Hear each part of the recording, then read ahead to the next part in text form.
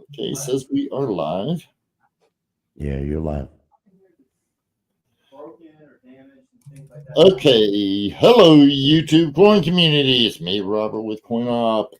We're gonna take and we're gonna start everything off. By the way, hello everybody. Hello Cashmere, Sierra Hippie, OC Stacker, all you wonderful people out there.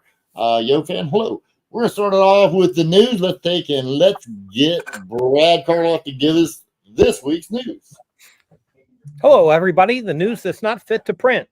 Coin shows, May 16th through 18th, Mississippi Numismatic Association, Biloxi, Mississippi.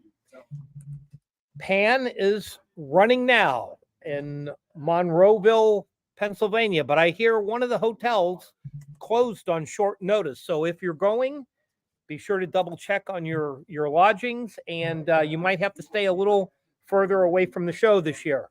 Early American Coppers is in Indianapolis starting today and going through Saturday. If anyone here is going, I will be there tomorrow. Say hello. On the 17th and 18th, the Augusta Club Show in Grovetown, Georgia. On the 18th, the Lafayette Coin Show in Lafayette, Indiana.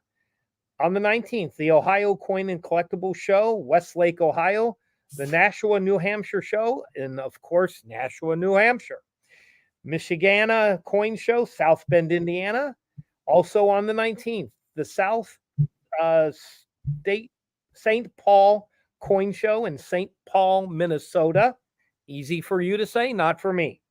Fort Lauderdale Coin Club Monthly Show, Plantation, Florida, also on the 19th. The Onondaga Numismatic Association Coin Show in Liverpool, New York. And let's see if we could get to the Buffalo Numismatic Association, the Chicago, New York. I hate all of these Native American names. I can't pronounce them. Buckeye Columbus Coin Show in Hilliard, Ohio, is also on the 19th. On May 26th, Trevios Coin Show, Trevios, Pennsylvania. The North Attleboro Monthly Show in North Attleboro, Massachusetts. The Palm Beach Coin Show, Green Acres, Florida. And the Old Bridge Coin Show in Old Bridge, New Jersey. Also, as I said last week, there was a major numismatic theft after the Central States Numismatic Convention. Emporium Currency stopped and left items in his car. He was followed. They broke into the car and took his inventory. So there was an extensive group of nationals, obsoletes, type notes, colonials, fractionals, errors, and Canadian notes. So be on the lookout for large groups of those types of currency. Also in the news from Coin World last week, we'll review again the Kentucky State Legislature is going tax-free on coins. That will be August 1st. Also, assuming the governor does not backdoor us with the Supreme Court of Kentucky. He's fighting it, but we don't think he has a chance. Hopefully, we'll be tax-free in August. The American Numismatic Association is launching their new e-learning academy. This is replacing the old classes that you used to take by mail, and you can get your numismatic degree from the ANA. And let's see what else is here. And the ACEF is still working on letting people know how to spot counterfeits and how not to get cheated in the marketplace. So that's about all I have for this week. Robert, back to you. Robert, you are muted. Unmute yourself, Robert. You're muted, Robert. There you go. Yep. Sorry about that, guys. Again, I am going. Brandon, you have to undo yours. I cannot unmute you. Everybody else has been unmuted. Well. Oh, Robert, you know what I forgot? I forgot spots. 23.79 on gold, 29.60 silver, platinum is at 10.60, palladium at 9.80 today. So we're off just a little bit after a big up day yesterday. Right now I've finished the news. Okay, well, thank you. Yeah, I noticed silver jumped over $1 something. B, you muted your mic. I cannot unmute it. you'll have to unmute your mic yourself. And you have to, I don't know, I can add you to the stage, but there you go. Now you're unmuted. Good. There we go. Hi, Blue Moon. Hi, Blue. Welcome, Blue Moon. Great to see you. Hey, lady. Great to see you, Blue Moon. Okay, everybody, here's the deal. Blue Moon B took and brought up a great topic. What's the future of coin collecting? So, if I know Blue, she's got a pretty lengthy, hopefully, discussion on what it's going to be. However, we're going to take in Blue. You're going to get to open it up, take however much time you need. Blue's one of our longtime subscribers to the channel, everybody, just so you know. Oh, and here again, I'm the one producing. My son's not here. I apologize. He does all the other good stuff. So whenever I pull Blue into the center of attention here, do me a favor, and you guys probably be easier if you muted your own mic. As you can tell, I'm having a hard time muting and unmuting my own mic, let alone everybody else's. But after Blue Moon B gets through discussing what the topic's going to be, then we'll open it back up to everybody. So here we go, guys. Good luck and welcome, Blue Moon B. Okay. I'm trying to get the camera adjusted because I seem like I'm just looking down. Oh, you're looking down. Yeah, that's what's bad. Okay. All right. So I just wanted to talk about what the future of coin You're collecting muted. Oh, there is. Coin collecting is going to be because of the economy and how people are starting to, well, people that never collected coins before are doing it now because of, the economy, like I said, and how the fiat currency that everyone is using, the paper money, is not doing very well. So I just wanted to find out what everybody else thought about it, So it'd be interesting to find out what is everyone else's thoughts on it, on what's going to happen to, especially Brad. I'm curious what Brad thinks of what the future of coin collecting is going to be. So that's what I'm curious about. Hello, everyone. There you go. Okay. So what does everybody think? I'm curious what everybody thinks is going to happen. Well, how about we do this? Beans Blue would like to know what everyone thinks. We'll go around the table. Now, I can bring you guys up one at a time. I don't know how you guys are looking at it. Let's see here. Okay, on the camera, I think what I'll do is I will go in the order to my right on the screen. I've got Brandon first, and then we got Brad, Nick, Joe, Alden. Let's go around the room and we will see what everyone thinks of. And again, do me a favor, everyone, mute and unmute your own mics. But here we go. We'll start with Brandon first. Sounds like a plan. Well, when you look at the state of numismatics now, I can't wait to hear what Brad and of course, Mr. Lawson and the people that go to coin shows say about the amount of traffic at the coin shows. But what I will tell you is there's a three-parter to that. The coin collecting community is only going to thrive and survive if we keep young people engaged in this hobby. Very hard to do because of these things. Everybody has games or smartphones or whatever, and kids, young people, can get distracted so easily. I mean, back in the day, it used to be getting young people to come inside from outside playing baseball or playing with their friends. Now they're just glued to their machines. So it's a challenge on that end of it. And then the other part of it is when you think about how we spend money, if you ever hear Daniel Malone's story about his dad, Daniel Malone from Coin Help You, his dad used to go to vending machines because that was his job. And he used to come up with all these satchels of coins, and it kind of just spawned from there. So We don't have that these days. Everybody uses their plastic. Everybody uses their debit card. Everybody uses their credit card. Hell, people are using their phones to pay. So not only is our hobby in a dire predicament because you can pay with your phone, you can pay with plastic. So we're not using cash. And we all saw during COVID, some places wouldn't even take cash. So that's one part of the hobby that is a challenge. Now, there are some other parts of the hobby that are helpful. Right now, you have famous athletes, celebrities, very, very rich people don't know anything about coins, but what they're doing is they're sending their surrogates to Heritage, Great Collections, and a couple of the other major auction sites, and they're buying the most cream of the crop, expensive numismatics, because one thing that came out of COVID was a rejuvenation of the collectibles market. Beanie Babies, Star Wars toys, all this stuff. When people started cleaning out their attics, they flooded the market with all this collectible stuff. Well, numismatics got to benefit from that.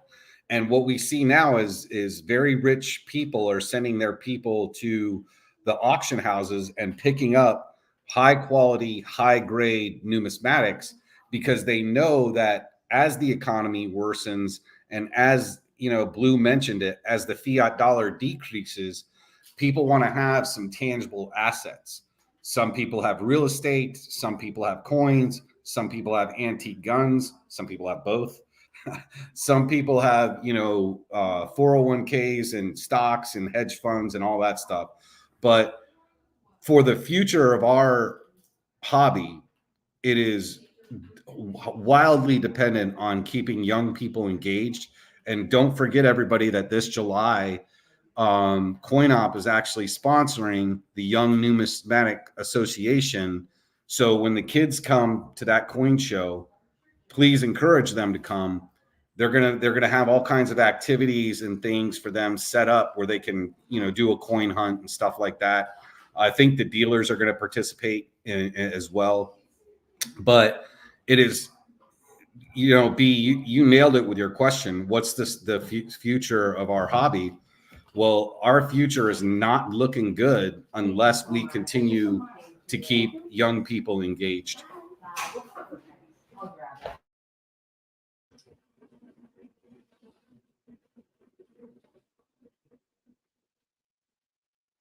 You're muted, Robert. Okay, sorry about that. Thank you, JB. It was unmuted, but either way, okay. Thank you. Can. That's amazing that your credit union is non-coin compliant. That ought to be interesting. Brad, I think you are next. So we're going to go to Brad, everybody. Here's Brad. Hello. I got lost. So, the future of coin collecting. At the shows, there are more young dealers now than I've ever seen before. A lot of them are running around with very expensive coins. They're very active. So I think that there are more young people involved in the hobby than we know about, because they're using their phone or their computer at home and they're not going to conventions, but they are participating. So that's one part of it. They're not starting with Lincoln cents and Jefferson nickels like we did. They're starting with double eagles and proof type and, MS-65 Morgans. So the problem that I see is none of them have been through a down market. And one morning they're going to wake up and their inventory is going to be unsaleable at anywhere near the numbers that they have in it. And my thought is that they're not playing with their own money in a lot of cases. Maybe dad and mom are putting up money in some of the cases, but if they're borrowing from other dealers to get their start and they get caught on the wrong side of the trade, it can go south really quickly and really ugly. So, not having been through a down market before, they won't know how to react. And I think they're going to get kind of lost in the shuffle there.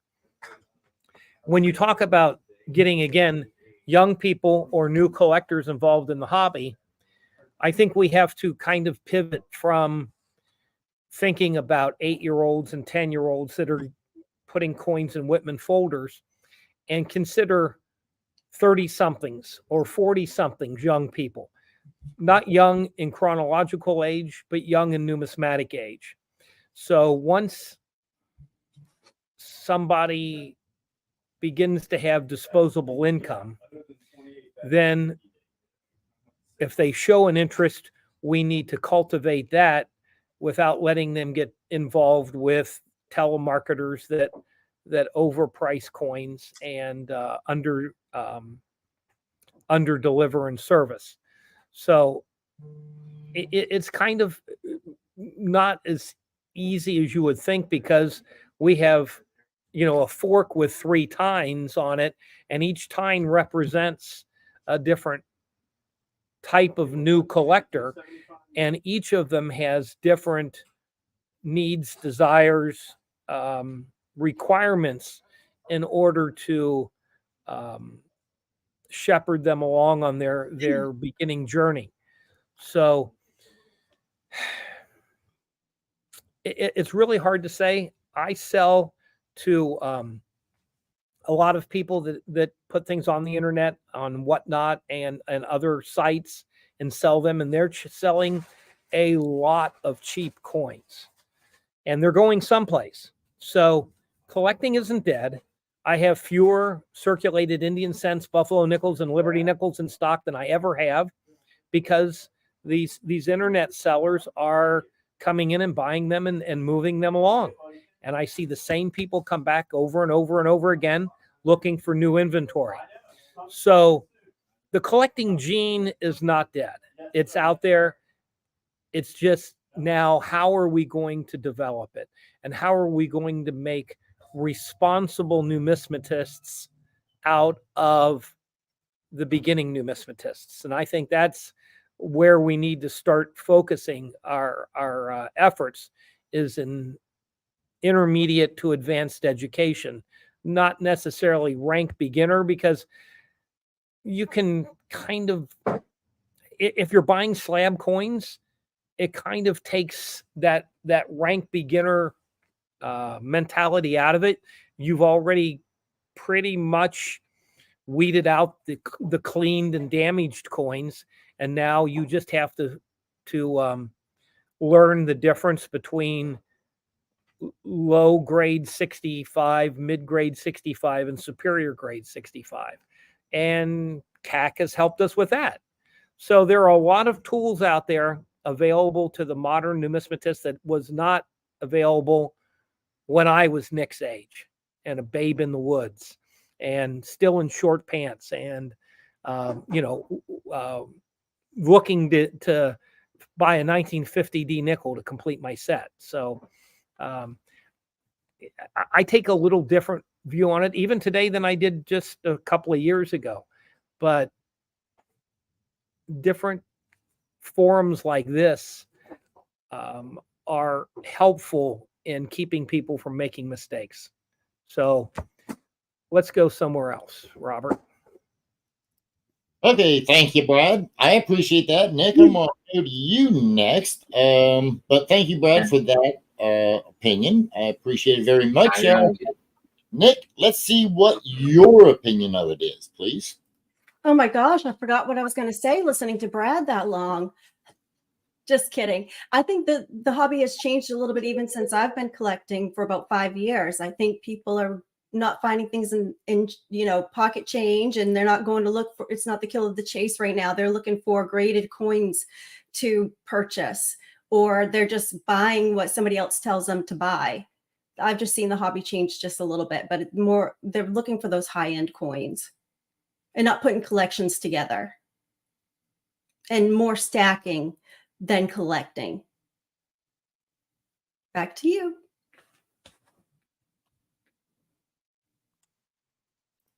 Okay, Nick, that was easy. That was quick. Hey, that's fine. Hey, everyone's got their opinion. So, Joe Durbin, we're gonna go to you. See what you think about it. All right. I think the future coin collecting is bright myself. I mean, I go to like three coin shows a month right now, and I see more kids than ever. I was just kind of blown away by it. Dealers, like Brad said, a lot of young dealers, but kids like 8 to 13, 14, just all kinds of them. And so I don't know. I think it's bright. I see the Boy Scouts all over. They have their merit badge thing that they do. And the one show down at Earl Brown Center in the Twin Cities, there had to be 100 Boy Scout kids running around from dealer to dealer, wheeling and dealing on coins, trying to get their merit badge. So I was impressed. So I think the future is bright. That's what I think. I wonder if that could be regional. That could be. Because, for example, in my state, we don't have a lot of coin shows to go to, and the kids are not able to be exposed to coin collecting like your state, where you're going to 3 coin shows a month. Right. So maybe it's regional, and we need to do better in my state to expose children to coin collecting. Right on.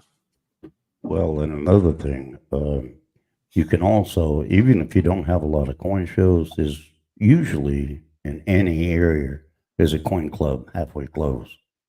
And Yes. that's something to check out. Yeah, we do have one of those, and the guys in that are probably 80 and above. Okay. And I'm not kidding. That's just what that's the club that we have. And my coin dealer that had the store that was 89 years old. I mean, that's their ages in these coin clubs.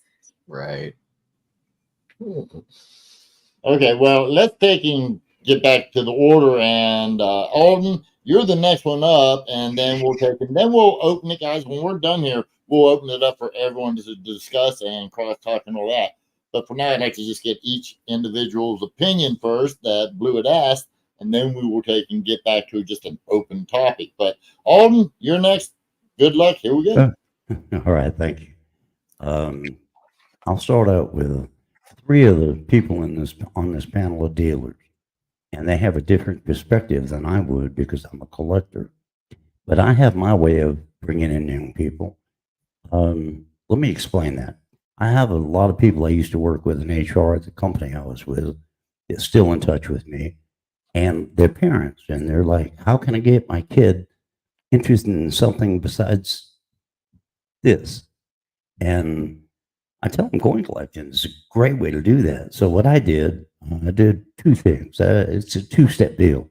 I bought like 200 sets, cheaper sets, $4 or $5 a set, mint sets and proof sets, and I just give them to the kids, as presents. And then usually within 2 weeks, I hear, well, how can I get a slab coin? Well, I got that covered too. What I did, in fact, I bought a lot of it from Robert. I bought cases of cheaper slab coins, like new quarters. And I think you remember that, Robert, and the Ikes and stuff like that. Well, for a special gift, I give them a slab coin, and that usually gets them hooked.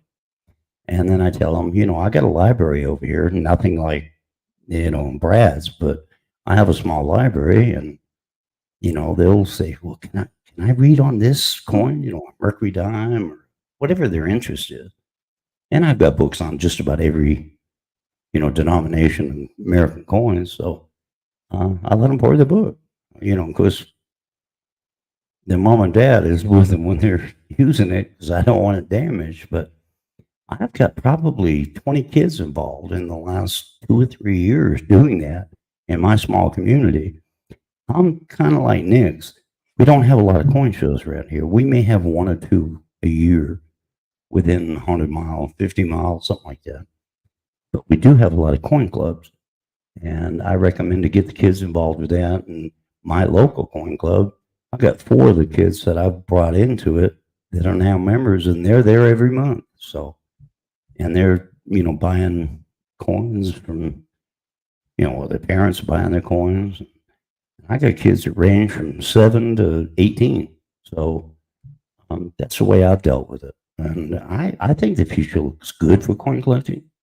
I just think we all have to be active, whether you're a dealer or whether you're a collector like myself. I've only been into it for about 10 years, and I've got a pretty wide collection. Robert, I think Joe know basically my type of range as far as collecting.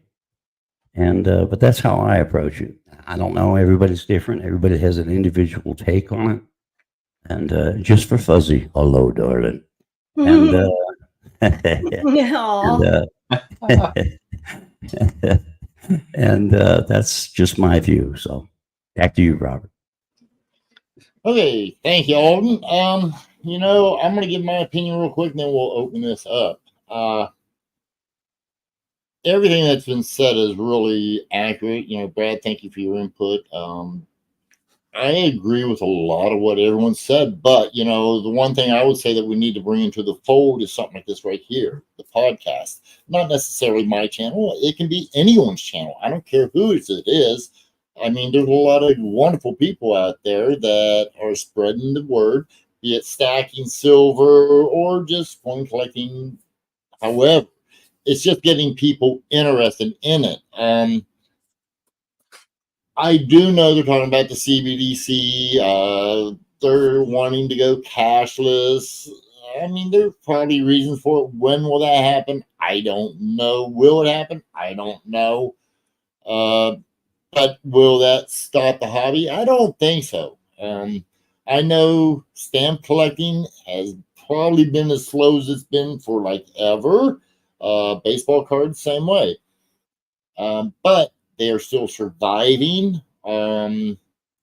It's limited, but they're still surviving. So I don't know what the future brings everybody, because just like with silver and gold, if I knew the future pricing, I would probably be filthy rich and wouldn't have to be sitting here next to Brad. No, just kidding.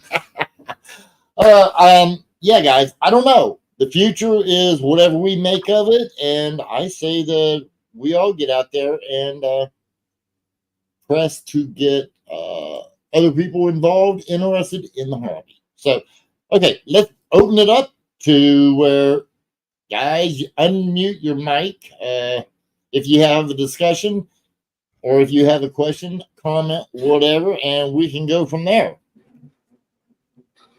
So Well, with I all want to that, say first, educating all those young people, like kind of Alden touched on with the book. But I know one dealer that I go to, he has little baskets of cheap coins there. Kids can come grab whatever they want out of there, right? Kids and grumpy old men is how he puts it. But he has I a coin love grade there, and he makes the kids go through and figure out what they think the grade of that coin is. And then he looks at them, explains to them if they're right, they're wrong, if they're close, whatever. And at least they get something going in their brain. And he tells them, you know, try to get them to buy a book so that they can learn what they're buying. And so, like I said, you know, I think education is a big part of that too. And I know, Robert, you agree with that, and Alden, but right. yeah, very much so. I just read the question that was put up there. I know that they're talking about going to digital currency, and I'm totally against that. But I think I agree. I think they should keep making coins, and they should make them different. I think the state quarter program got a lot of young people. I agree. Well, a lot of people, period, Yeah. started in coin collecting, and they just went on from there. And I wish they'd come out with something completely different. I mean, the U.S. Mint come out with something completely different, but they would be that interesting that they wanted to get it. You know, they wanted to collect it. Yeah. Kind of like the W quarters. I mean, everybody went crazy over them. Mhm. Well, I think the women quarters was supposed to, you know, bring people in just like the state quarters, but I think it was a epic failure. Well, I think they beat the quarter thing to death after the state and the America the Beautiful. Yeah, it's just on and on and on. Yeah, too much. You end up with They got way too carried away with it. If they had just stuck with the 50 states, it would have been great. They Right. loved it. I saw my father-in-law collected a set for their grandchildren. So I saw a lot of people come into the hobby with the state quarters. But then it got boring for them, then they stopped. But it's just like they filled their book up and they were done. Right. And everybody's got one of those books in their closet. Everybody. Yeah, absolutely. So if the US Mint did something interesting like that again, but I do feel like that they were trying to do that with the women's quarters and it didn't work. Well, Yeah, I and- have another. I'm sorry, but I have another idea. I know when I was a kid, I was born in '58, so I was kind of raised in the late '60s, early '70s. And being from New England and living in Maine, as Nick would know, I shoveled a lot of driveways, walkways. Yes, me you know, too. for 50 cents or $1. Alden, you're still Oh. shoveling a lot of stuff. A lot of people would give me an Ike dollar because they were popular at the time in the early '70s, mid '70s. And if I had a pocket full of Ike dollars, I thought I was a rich kid. Yeah. But they don't make I know they make the equal, but they don't really make a circulated silver dollar anymore. And if they bring that back with a really cool design, I think that would interest people. Well, Just an idea. I got paid with Kennedy's when I shoveled driveways, and then also I got a Kennedy under my pillow when from the Tooth Fairy. So that's There why you go. I did too. Tooth Fairy would put like really interesting, the Kennedy half dollars. So and now my Tooth Fairy wasn't that rich, Brad. But at least, nevertheless, it did get me interested in coins because we didn't see them very often. Private joke. Flip it Don't again. you guys think that it was clad when they changed it to clad? I think that had affected coin collecting a lot.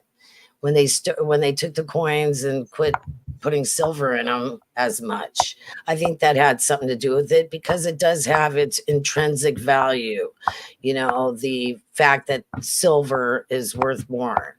Clad is kind of, it's not silver.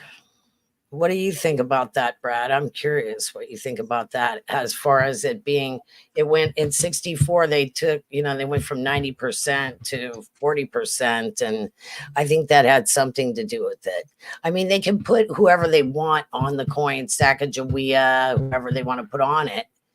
But people will not collect it, I don't think, as much unless they have monetary value. You know what I mean? As far as metal. Silver. Well, taking silver out of production made coin collectors out of everyone because, okay, they soon realized that the silver value in the coins was more than the face value. So everybody became a collector for a while. So that's so far, that's ancient history. Nick was still, 100 years from being born when that happened. And so that is, that's like talking to somebody, about a denarius now. Circulating silver is so far out of the lexicon that only really Alden and I remember, circulating silver coins. And we were still in short pants at that time too. Exactly. So, we were. That's not really, I don't think a valid point anymore. I think more importantly would be if we would revamp the coinage and do new things and new designs and did it all at one time, this little bit here and a little bit there. No, let's revamp. Why should the dollar be smaller than the half dollar? It shouldn't be. Anybody in the world knows that, the size of the coin should relate to the value of the coin, even though that they don't have any silver in them, they don't have any intrinsic value. But let's revamp the whole coinage at one time. And if we do that, then all the other coins are obsolete. And so that makes them different again. And yeah. It gives people, a finite set that they can look at. They don't even, the kids nowadays don't even know what a Kennedy is. I tried to spend some clad Kennedys and they're like, I can't take this. This is not real money. I mean, I hate to do this real quick, Frank. Let's hear it. Let's hear it. Yeah. There's your bicentennial cent, Frank. They did it in 2009. Okay, go ahead. I apologize. One of the biggest problems, and Brad kind of alluded to it, is this right here. It's the mint. The mint is run right now by Ventress Gibson, and no disrespect to her whatsoever, but she's never worked anywhere near around coins, banking, nothing. She was an HR person that rose through the ranks, and congratulations to her for raising through the ranks, or rising through the ranks. But the President Biden appointed her as director of the mint. She has no numismatic history or experience whatsoever. So currently, one of the programs that I'm subscribed to with the mint is the Armed Forces Service Medal Program. Now, obviously, because I served in the Marine Corps for 21 years, the military and military history is big in my heart of hearts. And this is the latest medal. It's not a coin, it's just a medal. But this is the U.S. Army one. Since 1775, you see U.S. Army. Back it up here, JB. There we go. There you go. Much better. And then on the back, since it's not a coin, it doesn't flip over. On the back, it's got their battle streamers on and stuff like that, and some of the major stuff that the Army has done. So to me, this is a great program, but it's only through enrollment. And, it's a silver, it's a silver coin or medal. But the mint, somebody said it earlier, they struck a home run with the state quarters. State quarters, everybody got jazzed up for them. Mm-hmm. Everybody was at you could go to not Starbucks, but Barnes and Nobles and get a state quarter book and just start slinging quarters in there. Yeah. Then they went to America the Beautiful and they hit a home run again, a grand slam with the W quarters. But then the W quarters delved into the American women quarters. Now that is a great idea and a great program. I've actually learned more about our history from the American women quarters. I just think that the mint should have taken a pause after the American women or after the America the Beautiful quarters, went back to the regular quarter for a couple years, then restarted the American women quarters, and in the interim done something with the dime or the penny or whatnot. But it just seems like the quarter is for the last since 2009 when the state quarters started coming out. It's just a quarter that is getting anything new to it. So it gets people kind of jazzed up, and then it gets them kind of bored with it. So the advisory group for the mint, whoever's on that advisory group, I don't know who they are, but I certainly wish that they could convince the director of the mint that, hey, things like the W quarter program where we only put so many in circulation, because I tell people all the time, hey, if you find a W, that's $5 at least, depending on the condition. And people are like, really? Quarter's worth $5? Yeah, if it's got a W mint mark. And if it's in really good condition, obviously it could be worth more. So that's the biggest thing that we've got to figure out is how to crack the code with the mint. No matter who the director is, whether they've got experience or not, we've got to figure out this advisory panel or I think they're a council, but the advisory council to the mint, they're the ones that need to inject the coin programs that are going to get people jazzed up. So I got really excited about the women quarters, and I submitted 20 names as they asked us to, and then a little bit of a reason why. So when they did come out, I was very disappointed in the people that they chose. And I think that they really should have listened to whoever was submitting, because some of those women I didn't even know. Yep. So, and even though I didn't know them, of course, we want to see people and learn about other women, but I feel like they were just checking off boxes, and they really didn't get into our history of the women that really transformed things in this country. Mm-hmm. So that's what made me disappointed. And that's where I think that they failed, because I think a lot, and more women that I've talked to feel the same way. And, you know, so, and they did so many, they came out so quickly, didn't give us a chance just to kind of breathe and learn about these women. But again, I was very disappointed in the choices.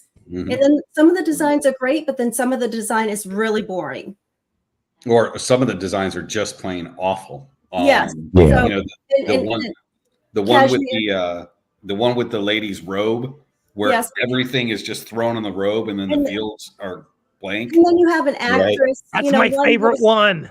Really? Of course it is, Brad.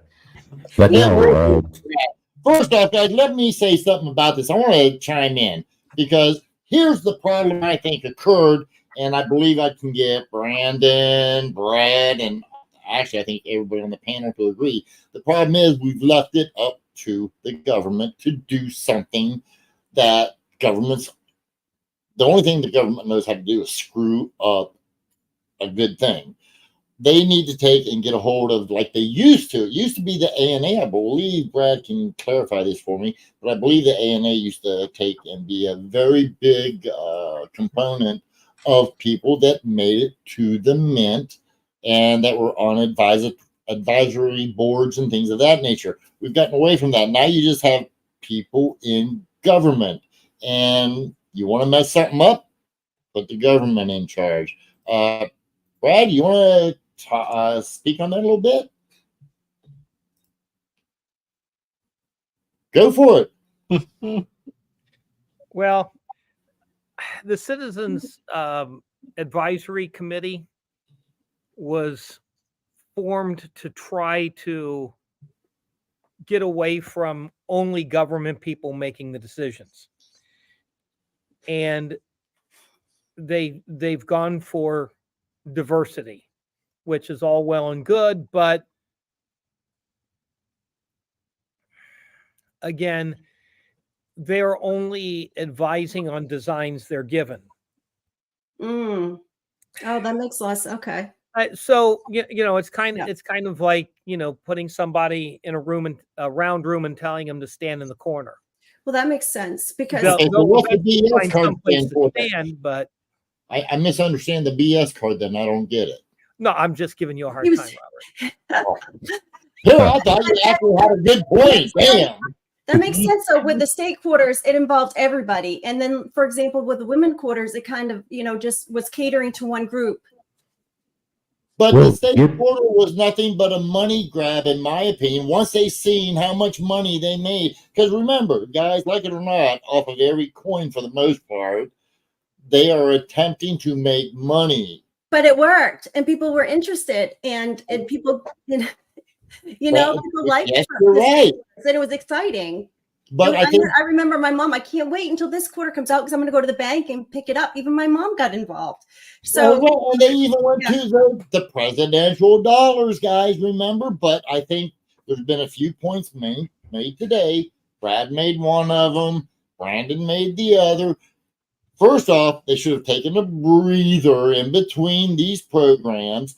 Secondly, other than leaving it to a government faction, who out there, raise your hand, who out there thinks it was a great idea to make the dollar coin smaller than a $50, just a little bit bigger than a quarter? I mean, anybody? I'd love to see it. How many people thought it was a great idea? So who do we write to? How would we change this where citizens could get more involved in what the designs are? Nick, I've applied a couple of times to the Citizens Advisory Committee. Mm-hmm. I'm not what they're looking for. There are too many of me. So there's only one Brad, in my opinion. So maybe I need to write to them. I'm talking about old white guy. Oh, gotcha. Okay. The racist kind. Okay. No comment. Now I'm no, but that was the most accurate statement. If you're an old white guy, you got to be racist. So go ahead. So seriously, Nick, look into applying for the Citizens Advisory Committee, CCCAC. I think you can go to the Mint's website and find out. They have, I think, 2-year terms. So what They was have that meetings. name again? I So I think can it's CCCAC, Citizens Coin Advisory Committee. Yeah. Community You get, advisory. if you Google it, it'll come up. Mhm. And they have so many people on the panel, and some people are there because they're artists. Some people are there because they're numismatists. Some people are there because they're from government. So they try to get a group of people on the committee that wouldn't normally talk to each other. And Did we- then they get them talking about coins. So anyone in the chat can also apply, right? yes, anybody Yeah, on the so- chat so- can apply. That's yeah, right. I mean, So I don't know how he got on or why he got on, but Lou Alcindor is or was on as, I guess, he was one of the famous people that I don't know what his qualifications were, but if you want to try to make a difference, there's a place where you can. They have meetings in Philadelphia. I don't know how often. I think quarterly, and they get together and review the designs that are proposed for coinage. okay, so and there's for metal. nothing there. So there's no place to recommend. CCAC.gov. My secretary just told me. CCAC.gov. Yes. I need to get one of those secretaries. I need one of those. Hey, by the way, I want to address an issue that Blue Moon brought up. She says that they don't make silver coins anymore. I'm a commemorative collector. I've got a set. In fact, I've got duplicates of many of them. But most people, common people, is just starting or whatever. They never heard of the commemoratives, and there's some beautiful designs in it. And so they're 90% silver blue. That's something you might, that's if they would promote that more, maybe that's a possibility, because there is some beautiful designs in those coins. But Alden, she's talking Yes, sir. about in circulation silver coins, I believe. Would that Yeah, be I know. more blue? That's what I'm Yes, saying. They exactly, put them in because- circulation. Exactly. And But Alden, I mean, come on, commemorative coins. There's only a few people that even know about that program, and it's very limited. Right now, we've got 48 people watching it. Okay, right now we just blew it out to 48 plus another. I'm not certain how many is over in Rumble. Okay, because I'm not certain how to look that up. My son's not here; he would be able to one looking it. But my point's not that. My point is so. I mean, we're talking a country with 400 million people, and we're only meeting up with a few. Everything that Blue was talking about, I mean, don't take it out of context, because that just confuses me and everybody else. But kids today don't even know the value of money. So even if they put them into, would they even know the value? No, Brad, they don't. how many kids, Brad? She's have 100% right. How many kids have come to the shop within the last month that has tried to sell you a golden dollar for the content of gold in it? My goodness, what kids have gold? And then I don't know of any. None.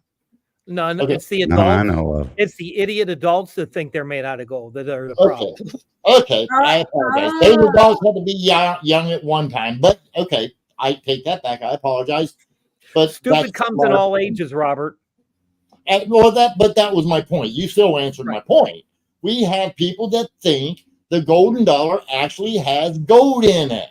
Okay. We need to start educating our society. Sounds like the parents need to be educated from what Brad is saying. I don't know. Parents don't even know. I don't know who just mentioned it, but what we don't learn, what we don't teach our children in schools or in home, in a lot of cases, is the value of money or budgeting. I had an acquaintance once he was a little older than I was. He asked me, he says, you got grandkids, right? I'm like, yeah. He says, and kids, he says, I'm having a problem. My granddaughter doesn't understand budgeting. And I said, well, because she doesn't have cash, right? She gets her an allowance on a debit card, right? He goes, well, yes. So that's the problem. Says my kids didn't have a debit or credit card till they went to college. And that was for emergencies. An emergency was not, I need a pizza on Friday night. They understood that. But it's very easy. If you open your wallet, you want a latte and you open your wallet and you've got $3, you don't get a latte. If you've got 10, you get a latte and you get some change. My daughter orders her lattes on her app and then just goes through the drive-through and says, I have a pickup for Emma. You know, so that's how latte. But the reason why she does that too is because if she orders so many, by the time, you know, she gets one free. So they have incentives to use their app. So, and that's more appealing to her. You know, we used to have piggy banks, you know, or jars we used to throw our change into. She's never collected and put money in a piggy bank. So ever. I had a Russell Stover box that I used. And my father, who made this offer to me when he probably couldn't afford to have done it, I was 12 years old and I needed an SVDB to complete my set. My father told me he would match my funds. Oh. Okay. I think my father didn't think I could save the money. So one day I go to Pop and I go, I have my $125 saved. It's time to go shopping for an SVDB. Wow. And he looked at me and in retrospect, I'm sure he looked at me with two ways. Wow, kid, I'm really proud of you. And oh crap, I have to come up with that. Where am I going to get $125? Right. But to his benefit, he came up with the money. We went shopping and I bought my first SVDB at 12 for about $250. Wow. So I think telling his age. I'm sorry. I said, boy, that's telling your age. 250 for a SVDB. Yeah, well, but Robert, not all of us could get them at the bank like you could. So heck, I was there when they made them. What are you talking about? Right. But I think that shows, though, if you want to teach the young people the value of money and how to budget and how to save it, you find something they really want. If it's a new Wii console, if it's a bicycle, if it's, you know, whatever, and set up an account and make them save for half of it. Mm-hmm. They'll understand what it took to do that. I mean, Who it did took aluminum me cans? Probably 18 months to Who save did that? money. I did aluminum cans. I smashed aluminum cans. I bought my first bicycle when I was 7, and I bought my next bicycle when I was 12. Paid $250. Yeah. I do. Yeah, I smashed cans and turned them into Alcoa, you know, the aluminum place. And I bought a Schwinn bicycle when I was 12 years old. It was $250. That was a lot of money back then. That is a lot of money. Yeah, and I still have it. Continental. I still have it. It's a beach cruiser with the white, you know, the white balloon tires and the big seat. And my dad wanted to ride it all the time to go back and forth to get beer from the store. And I'm like, no, Dad, I don't think so. And I used to lock the wheel to the frame, you know, so Dad wouldn't ride it out. I still take bottles back today, and I'm going to a softball game later on. I'm going to have my bag out and say, don't throw these in the trash can. You put them in my bag. Because it's 5 cents deposit, and so we save our bottles. You're not making any money because you're charged that up front. It's a deposit. So I'm like, you better not be throwing those bottles away that I just paid for. And I do. We have bottled, and I'll take them back, and I'll wait until I have at least 1,000. But with the girls playing softball, I will have a lot of money this summer. Nick, they are 10 cents here. So you have to pay 10 cents deposit. We get 10 cents back for each one. Okay. Wow. it adds up really quick, you know. Yeah. But you're paying that on the front end of it though, too. So I always remind myself this isn't making, but it's like saving, because I'll save them. And then the girls, when they come over and they drink all these Gatorade bottles, Yep. I'll buy coins from Joe with my bottle money.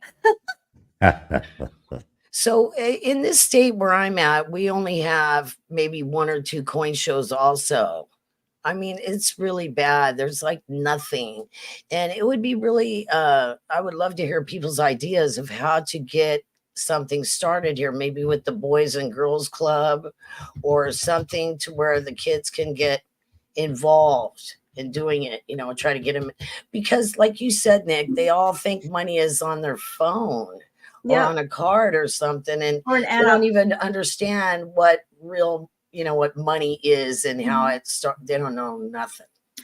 So I don't Annex, know. I've noticed Annex has been having a lot more shows, in my opinion, in different states. Maybe I don't know, maybe Brad would be able to tell us, but I wonder if we can call them and say, hey, we need a coin show in this area. But I have noticed they're having more.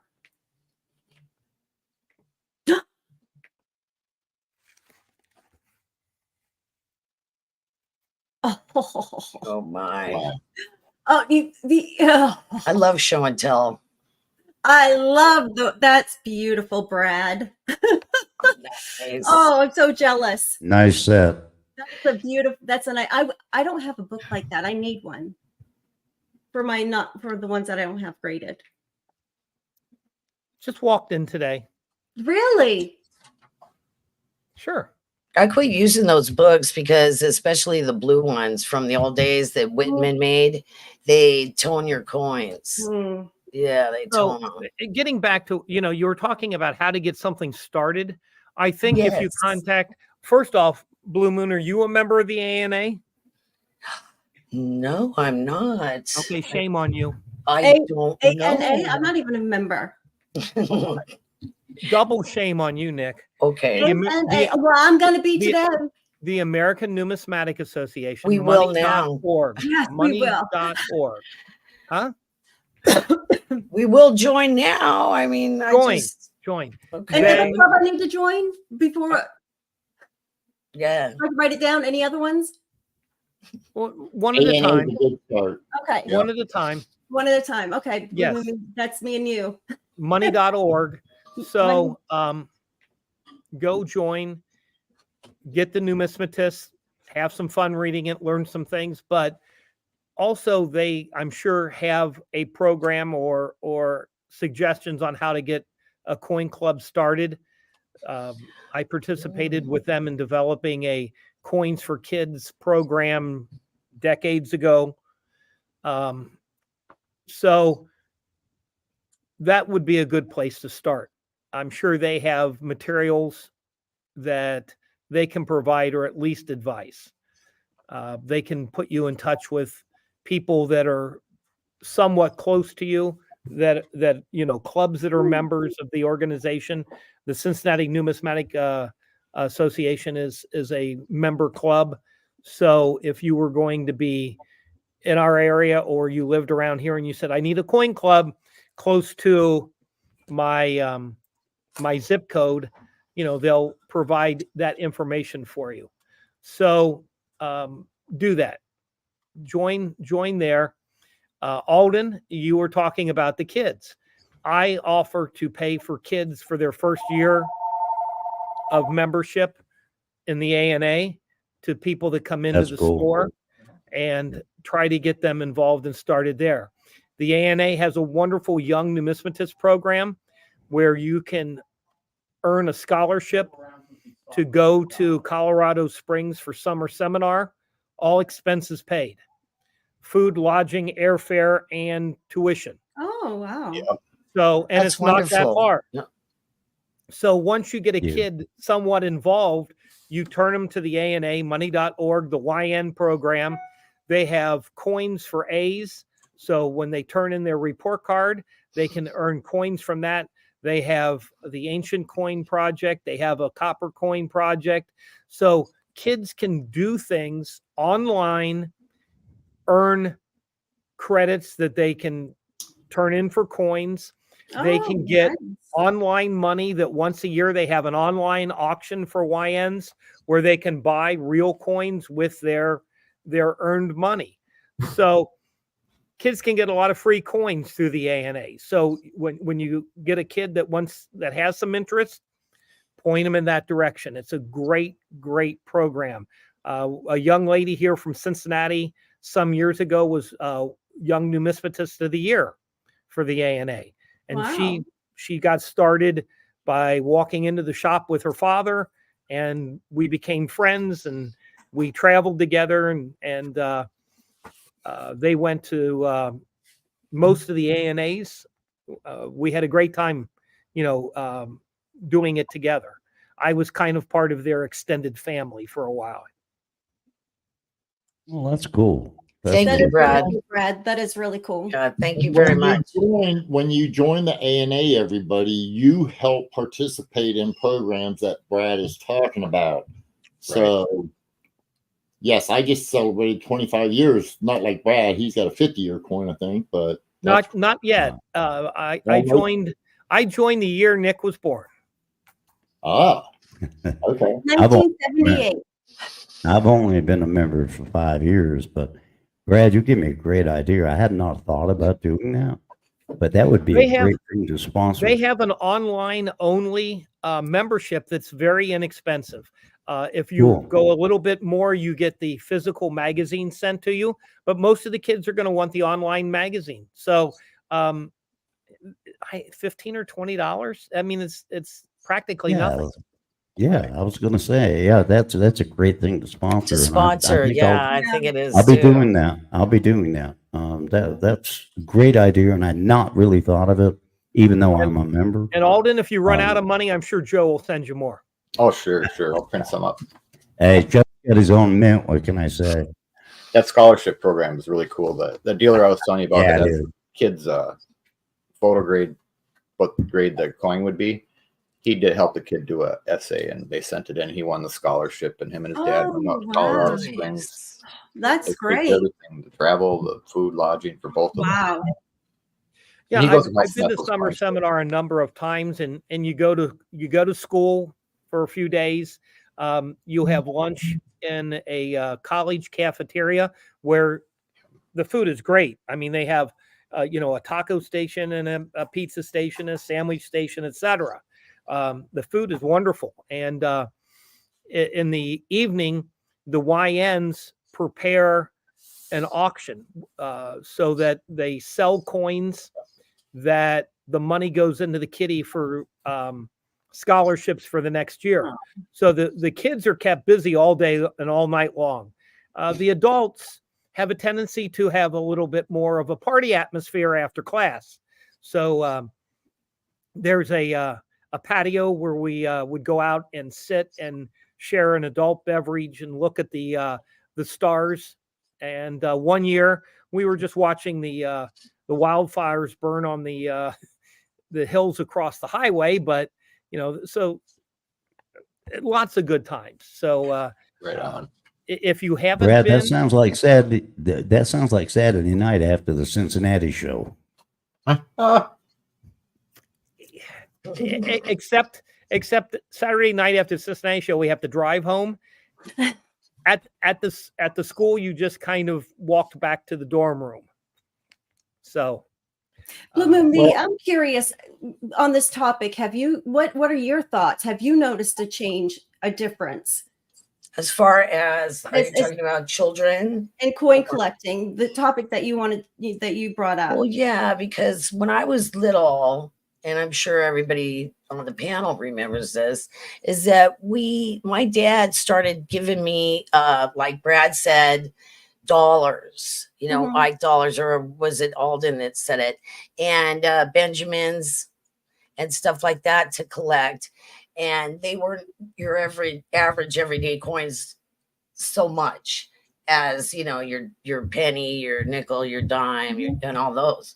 So I used to save them, and I've been saving them ever since. I've been coin collecting since I was 10 years old, probably.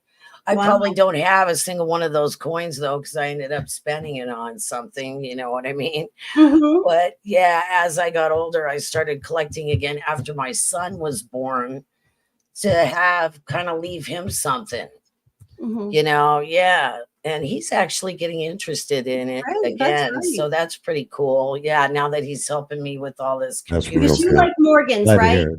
You Oh, like I like peace dollars is probably my favorite. But, okay. but yeah, But you do Morgan, go out to those Morgans, I noticed in the chat. Yeah. Morgans they hold their value. Yeah, they're hot That's right the now. thing. Yeah. And that's the other thing I always notice, you know, a lot of people are having their coins graded. And then it just, to me, it makes it just add $30, add $30, add some Right. money to that coin every time you want to sell it or, you know, whatever. It just makes it more expensive and more difficult to sell. Mhm. But that's, you know, some people have their thing where they want their coins graded because they're going to put them in a legacy and they're going to have it, you know, get passed down to their kids or something like that, or Mhm.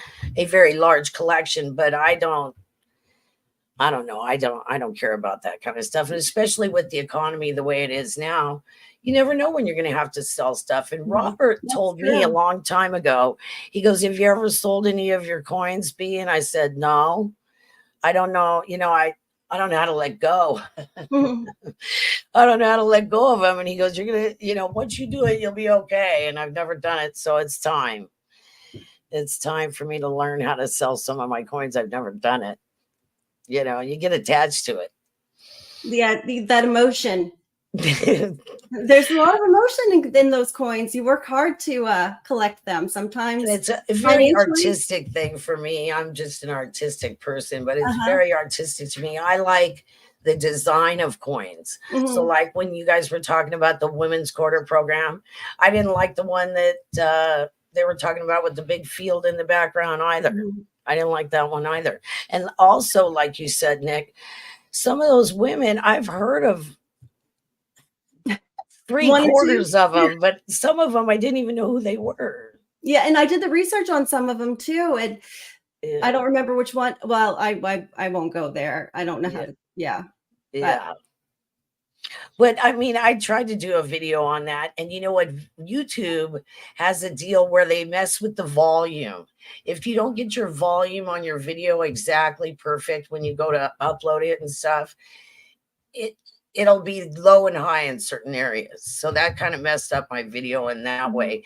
But I really appreciate the comment that you made that you thought it was good because I worked hard on it. Oh And I yes, that worked was a great very hard video. on the Yeah. commemorative one. The first one I did, the commemorative one. Mhm. Oh my goodness, I did so much research on For- that one. I was very impressed with that video you did because there was a lot of research and I learned things in that video that I didn't even know. So yes, it was a great video. I never thought I'd be doing it. I used to hate school. You might want to mention what Now video I'm that doing was, it because I like it. but you might want to mention it for the chat what video that was, so maybe they can go back and look at it as well. Well, I did. I've only done two, and I did the first one I did on the commemorative coins, the first United States commemorative coin, and that was at Robert's suggestion. Mhm. And then I did the women's, and I was planning on doing another one on the second half of the women's quarters, Mhm. but I've been so busy, I can't. There's only so much of me to go around, and my family needs me too. You know, and they're more Yes. demanding than anybody. Family. But it was, But anyway, but the videos you did put out were excellent. So I I would tried encourage hard. everybody to watch those videos. And I had just started video editing when I did that. Now they Wow. have I mean, AI that's video great. editing. It's so much easier. This is why I do live and I don't do videos. I mean, doing videos is difficult. It's not It's easy. hard to do. Yeah. Mhm. And there's a lot involved as far as like cutting from this scene to that scene to Mhm. this scene to this picture to that. It's pretty involved. It took me a long time to learn how to do it. It's hard work.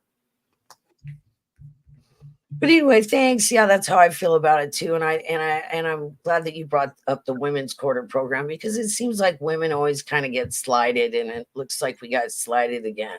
Yeah, So, I don't I'm know. just wasn't impressed, and I worked hard, and I sent in 20 women, and then you had to do a write up about why you feel like it should be these particular women, and I do have my submission that I had too. So, and only a couple made it. so far.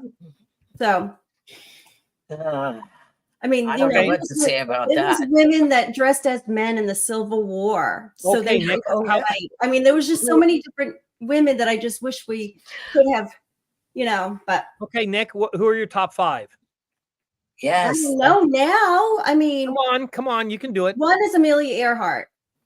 Okay. Okay. Instead of and I did Bessie. put- I'm sorry. I Instead of did put- Bessie Coleman, Amelia Earhart would have been a better choice. I put let me see, Eleanor Roosevelt. I did do that, even though, and then there was gosh, now you put me on the spot. Yeah. Excuse me. The Red Cross woman. I would have put her, you know, Clara Barton. Sarah Barton. Clara Barton. She was the founder of the Red Cross. yeah. Yes. So she was Mhm. she was one of them. And Martha Washington, because go back and look what she did, and because you know she saved she saved a lot of the history that was in the White House Yep. when it was caught on Louisa fire. So Adams. yes, I had that one. That would have been one heck of a quarter to collect, having George Washington on the front and Oh, having that would have Martha been Washington on the back. That would have amazing. been cool. I didn't Yes. even That think would have of been that. cool. Yeah. That would have been cool. Yeah. So that's 4. So there was, and I don't remember her name, but she was she fought in the Civil War as a man. And I don't remember her name, but I saw this we learned it in school, and I'll have to look at my I can't remember her name either, but I know who you're talking about. You do know how I'm talking about. Okay, but she was married, but she I thought dressed that as was a man. Eleanor Roosevelt. Well, but anyway, she fought because she fought in the Civil War because she saw the men around her dying, and she felt like she wanted to do something, not just like mend their uniforms, put buttons on them. She fought hard in the Civil War.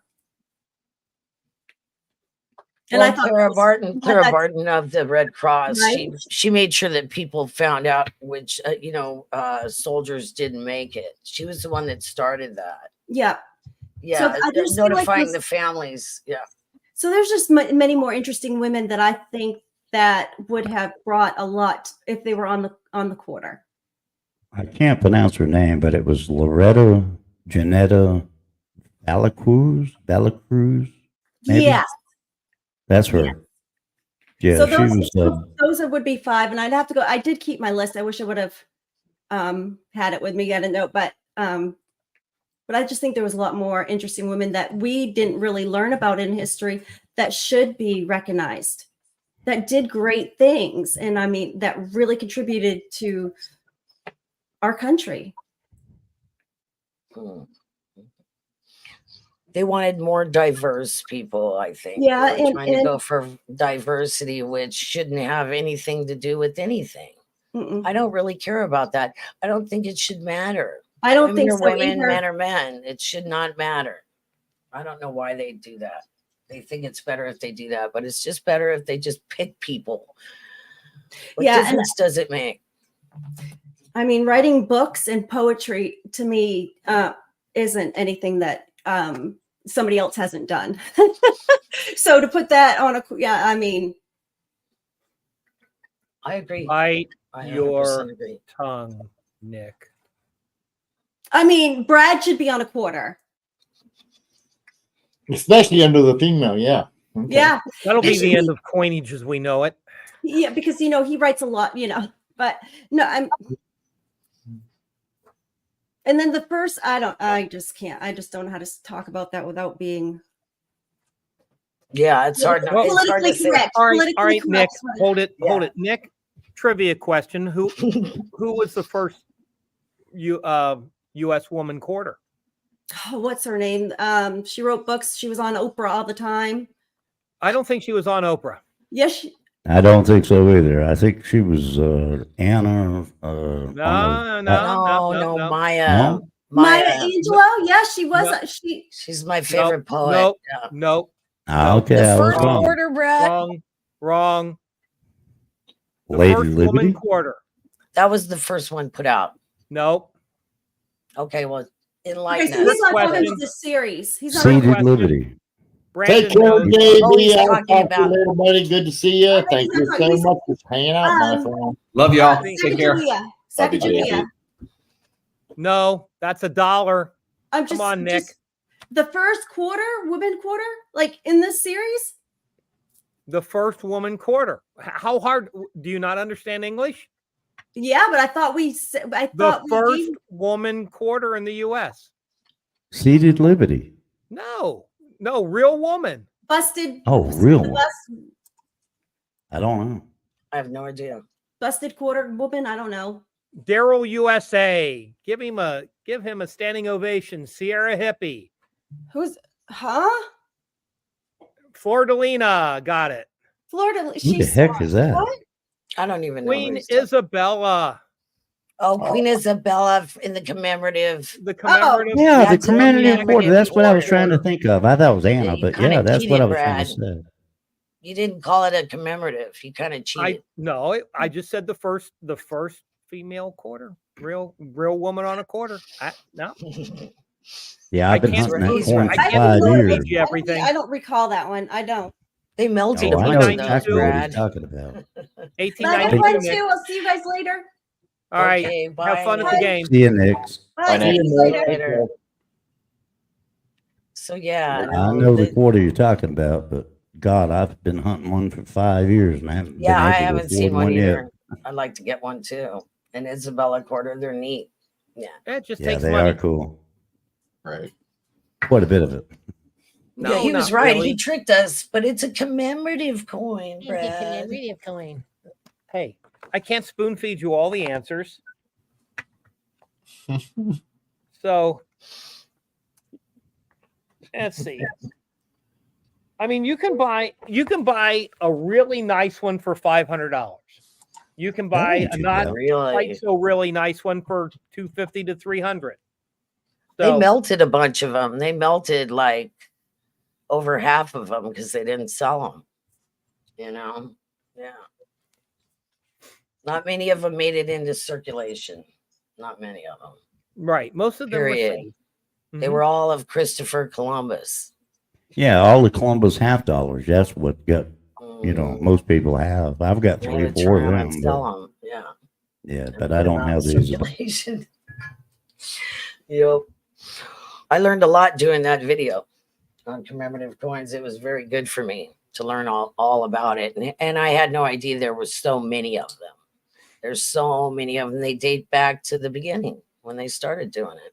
Commemorative coins, Interesting. Okay. If I'm not mistaken, the Isabella and the Columbus was the first 2 issue of commemorative coins. Am I right? The Robert? women had a problem. It was the women. They wanted a coin of their own because they felt like the men were getting a coin. The women wanted a coin of their own. And so they hassled them until they put them out. And they took their money, instead of them getting paid, they took the money that they were going to get paid and had coins made. So they could have them on there. And they had Isabella put on them. The Queen of Spain. Well, it was for the women's auxiliary at the World's Fair. The managers, the lady managers. Managers, thank you. Mhm. There's a let me, before I get it wrong, let me look it up here. I'm going to have to start putting some reference material on my table. Just out of shot, Okay, so those of you that like to read and can read, and you have an interest in the World's Columbian Exposition, and you like the darker side of humanity, I would suggest reading The Devil in the White City by Eric Larson. It is a story about the World's Columbian's Exposition and the first documented mass murderer in U.S. history.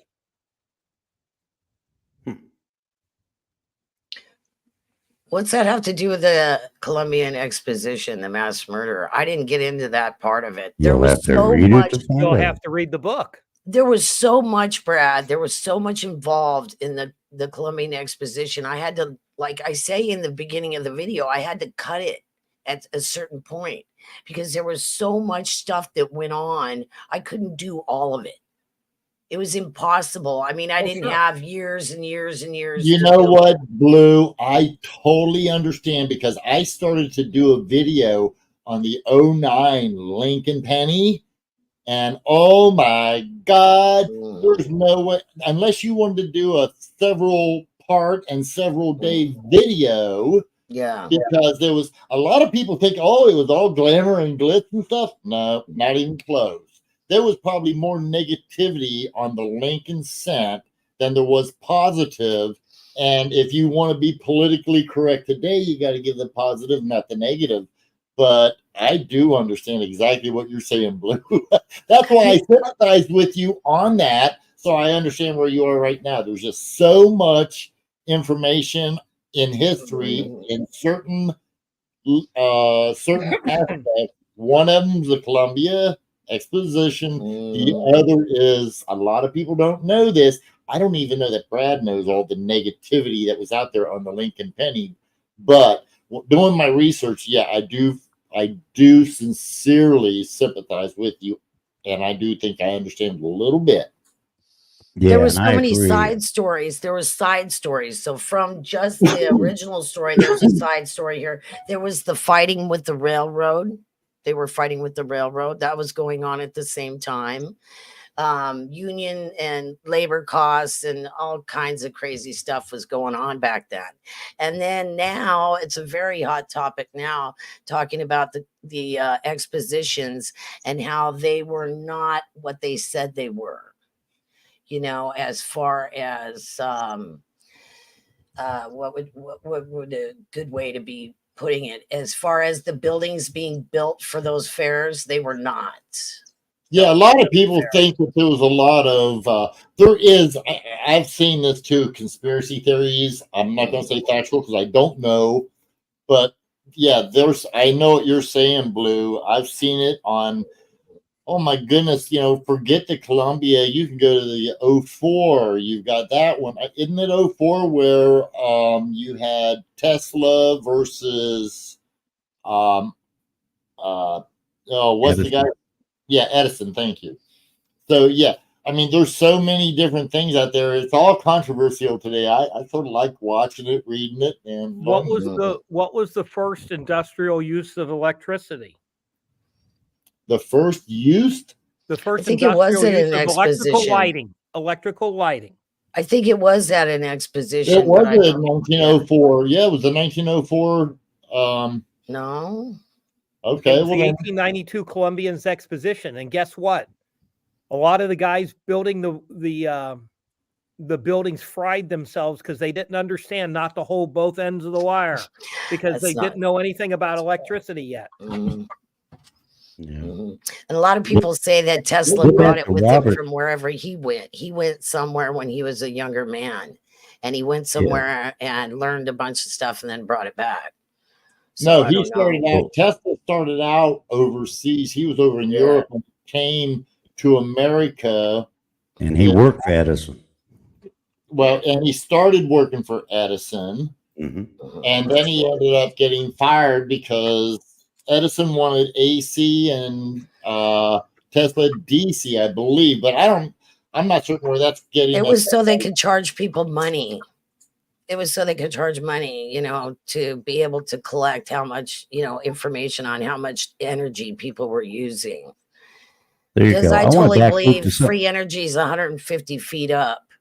That's why so many of these buildings were so tall. Yeah. Free I do want to energy. get back to something Robert was talking about when he was talking about the Lincoln cent.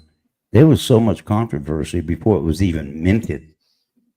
Because I did some reading on it. I haven't done as much research as Robert has, but that coin itself, it's much or more controversy over that coin than any coin I've ever read about.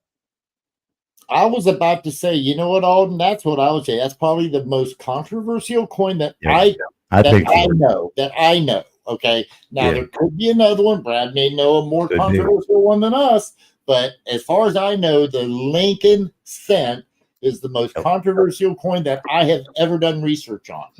So Me far. too. So we're in agreement there. I don't know, Brad. You got an idea? Is there one more controversial? Not that I can think of in U.S. Well, that's what At we're least referring not until we get to the Susan B. Anthony dollar. That don't hold a candle I'm to it, just- in my opinion. I agree. I agree. No, that's fine. Very interesting. I'll have to do Joe, some more what's your research on opinion? it. Don't say so much, Joe. You're sort of taking and still on the show there. Joe No, talks too much. Lots of controversy on the 09. I don't know of any other. Really? I didn't know that. I did not know that. Well, the reason, Blue, the 09 Lincoln, it was stated that only the image of Lady Liberty, Brad might want to get his bullshit calendar out there or sheet up, but Lady Liberty was supposed to be the only thing depicted on an American coin. The rumor has it per George Washington. Does that sound about right, Brad? Well, George wasn't on a coin until well after Lincoln.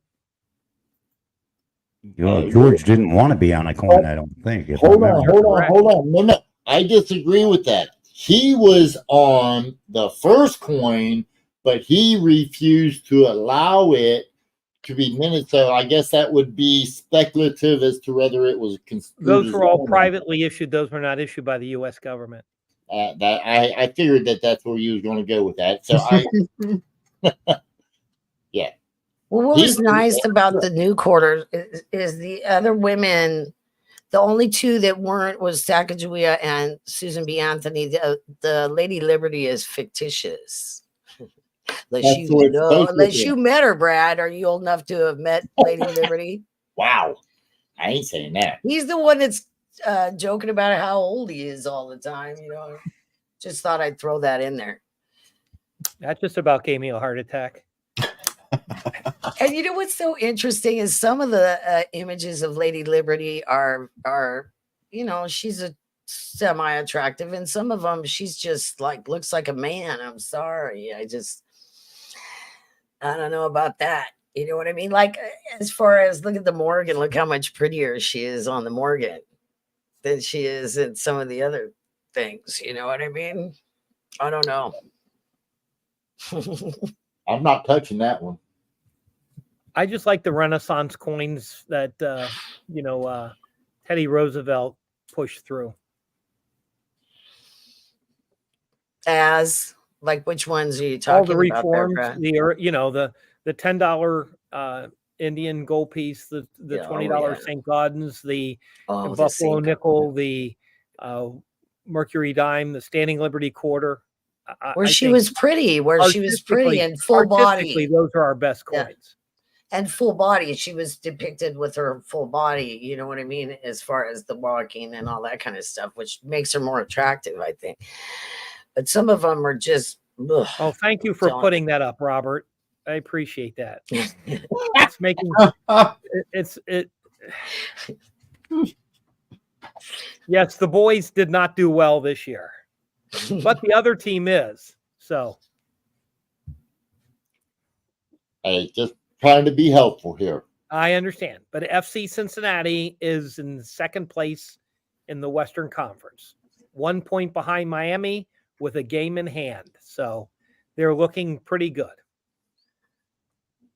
They won again last night, 1-0. Okay.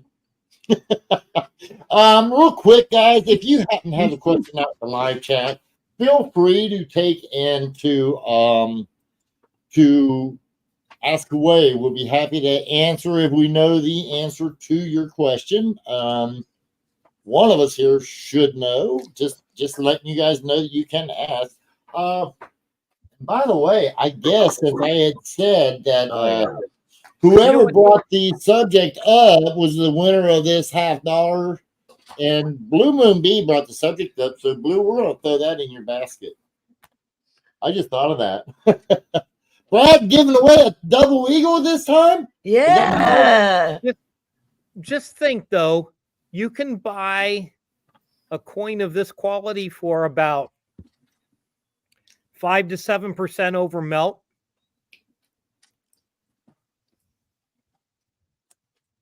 Just think of that Beautiful these coin. days. Beautiful coin.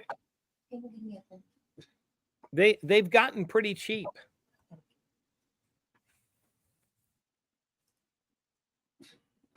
Oh, we just lost B. Sorry, I had to step out a minute, but I'm back. So You wasn't even noticed because I had you off the screen. okay, well that's a good thing. Yeah, B, there's B back now. He says, yeah, she's on the screen, but that's okay. I thought maybe she ran for her checkbook to send me for the coin. Wow. And I'll give you 5% over $20. That's the face value on it. So put Blue Moon B up, Robert, so we can see what she's got. Hold on there, Blue. Who's that, you guys? Look at that. Right He's on. been immortalized on a coin already. Can. Look at that. Is that crazy or what? I had to have it. When it went up for auction, I just had to have it. Here, let's flip it around. Mr. Rogers. Is that neat or what? Somebody we all know. Pretty neat, huh? Look at that. Nice. What do you think, Can? He's in the Probably chat. thought I it know was he a is. boat. Pretty neat, huh? Yeah, it's pretty neato. That's awesome. Cool. I have one of those in the other room. Do you have one too? Right on, because they're I don't have limited one, but that's edition, cool. you know. I have the coin ops copper rounds too. I think I have 3 or 4 of those. Nice. Yeah, I've got one of them. I didn't know we gave out that many of them, to be honest with you. I thought we only had 5 or 10 made. I don't know. I No, love there's this more than that. Can coin. It's great.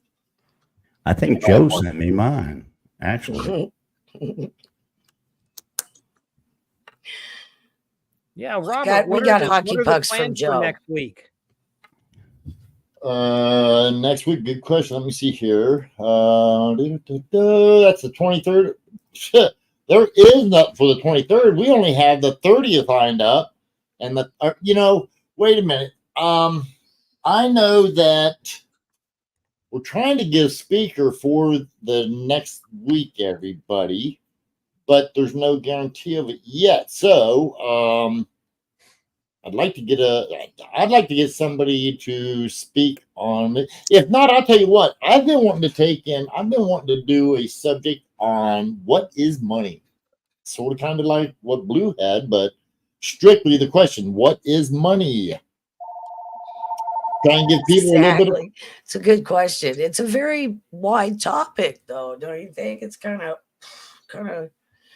big there. It could be, yes. Yeah. A lot of people. Well, see, and this is what a lot of people don't understand is what money is. We were just talking about it a little bit as far as kids don't know what the coins are for coin collecting. So, I mean, my topic was what is money, and a lot of people, and I'd be willing to bet that probably 30 to 40% of coin collectors don't even know what money is. Exactly what it is. Yeah, exactly. And the difference between money and fiat currency. Or what it was, or what it will be. There you go. You could have all the above, Brad, and they would all fit into the discussion. And I absolutely understand what you're talking about, because I'm going to have to do some research on that myself.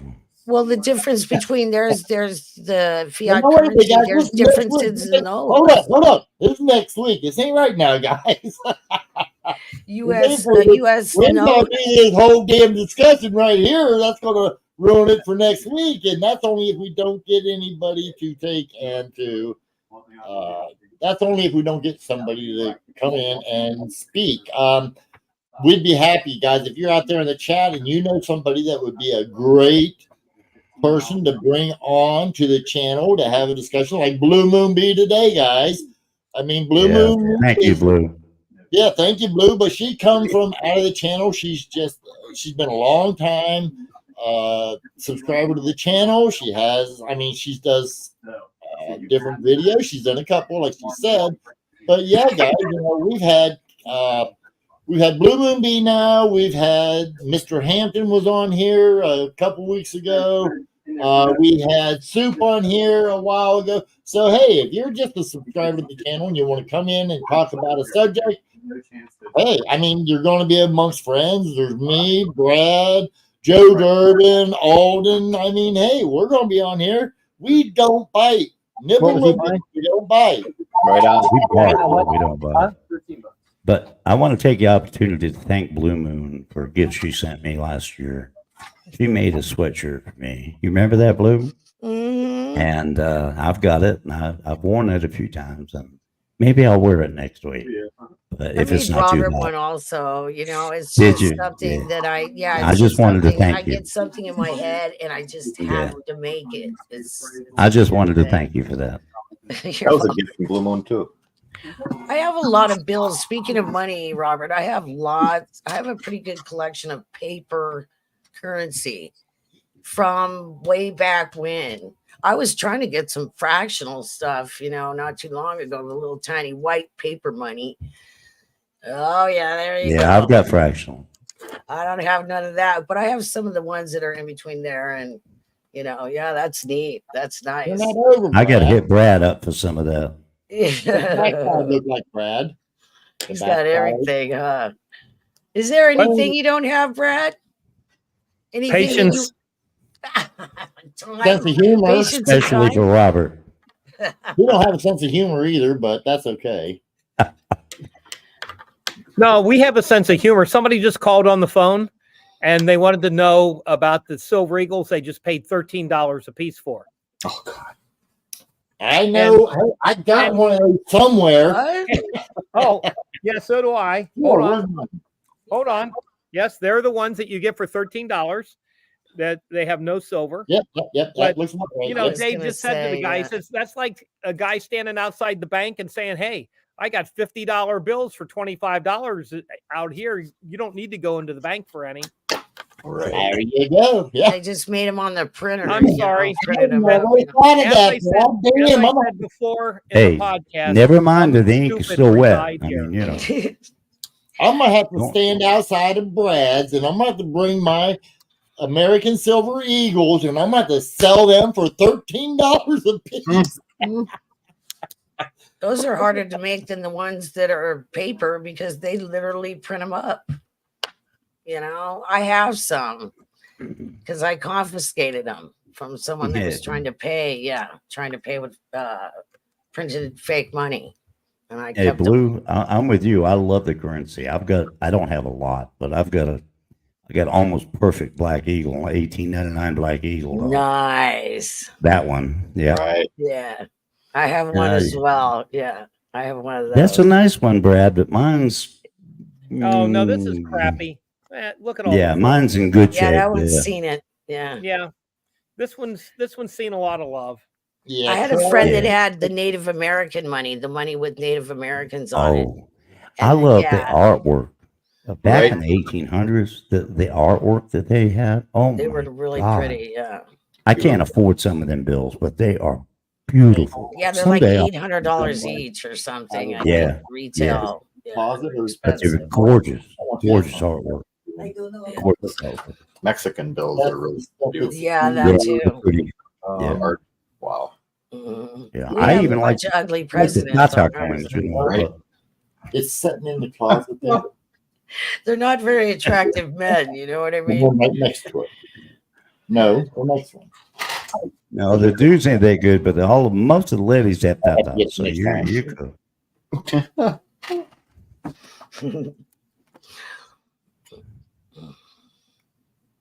So pretty good, quiet. So there's just a lot to talk about. I mean, I could talk all day, but I'm sure you don't want to hear it.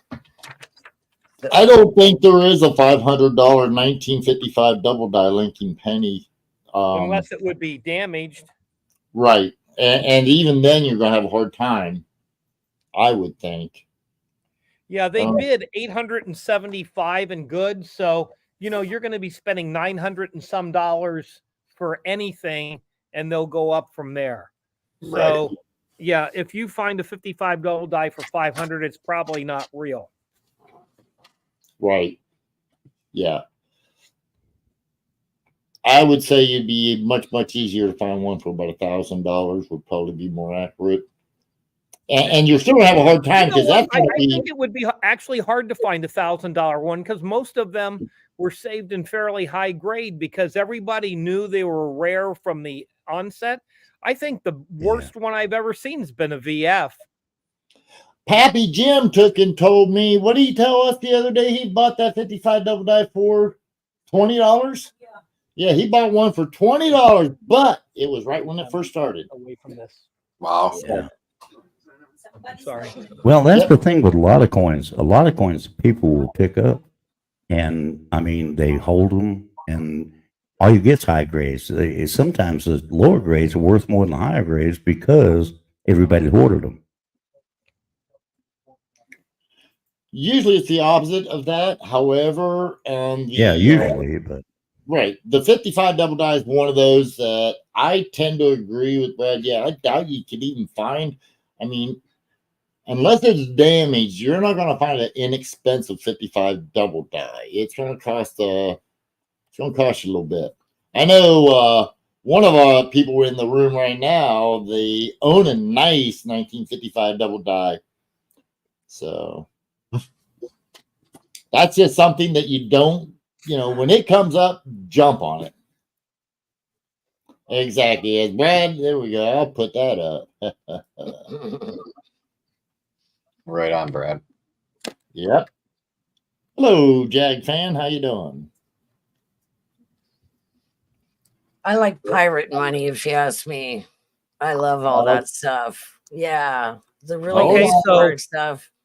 That's an easy way to put it. It's not politically correct, pirate money, but it encompasses everything I'm talking about, like cobs and all that kind of stuff. And did you tune in for my presentation on cobs? I'm sorry, what, Brad? Did you tune in for my presentation on cobs a few weeks ago? Obviously, I think I Robert, missed it, can you access old I love that stuff. ones? Yeah, I can access them, but I cannot play them. Sorry. Yeah. I watch a treasure hunter. There's a guy on YouTube. He's a treasure hunter, and it's so interesting because it's history, very interesting. I collect cobs and 8 reales and things from Mexico City and Potosi. Peru. Blue. All you gotta do is go back Peru to at the time, Bolivia now, yes. Go back to one of the earlier podcasts, Blue Moon Bee, and you'll see the podcast that for Brad. Well, that's what I was asking. Can she access that? Yep. She can access it. Yeah, I just cannot take and replay it right here, right now without. Oh no, that's no. I wasn't asking that. I was asking if she could reference that. That's one of my favorite things. Are you keeping a list of all of the subject matters? I've got everything in the library. Hold on, I'm going to look and see real quick. See, you might want to. Because I love it. I just love that stuff. What's that, hon? Yeah. Love touching those coins. Yes. Which one was that? I'm getting it now. Okay, Floor's grabbing it for us real quick, guys. Let's see here. Oh, you get it? Yeah, the PowerPoint that's okay. There you go, guys. There you go, Blue. There's the one that's got the PowerPoint. Thank you, Floor. Thanks, Floor. I was trying to look it up myself, but I couldn't get to it quicker than you did. That's fast. That's the way with me, Alden. I was trying to look it up myself too because I have to open a new tab to get it, and I couldn't get it as fast as she did. So there you go. Thank you, Floor. Thank you, honey.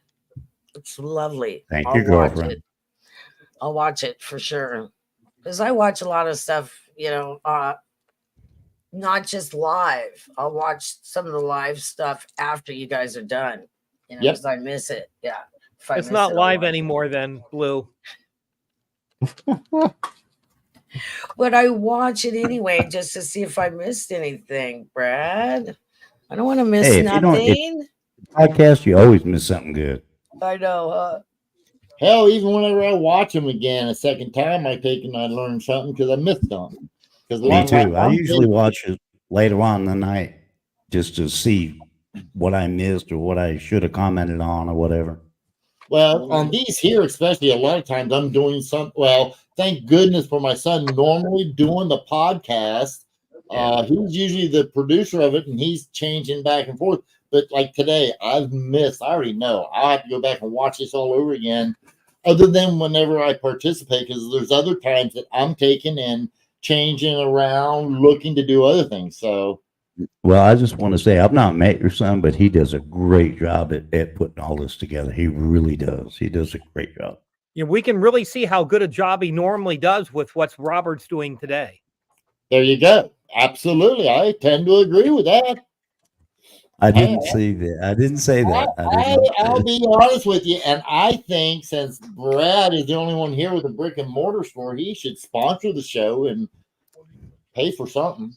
Pay for something. Just something. Okay. At CoinOp says use $2 bills. That's Can. Oh, Ozart. Hey, Ozart, put Ozart's up there. No, see, Ozart, you don't understand because in the dark they look like 20s. You get a lot of. How do you know that, Oz? How do you know about that, huh? I would like to know, how does Brad know? Because he's right. That's what I was thinking. How the heck does Brad know They about get that? $2 bills now, not dollars anymore. Lady That's all I Spitfire, gotta say coin about it. seminar in the making. Which coin seminar would you like to see? What would you like to see in a seminar? We'll be happy to include you. You can be the moderator. You can ask us all questions. Sure. I'm or you game can for just it. send them in and we can have the voice, Mr. Alden, ask the Hello question. there. Let's see, there we go. Hello, darling.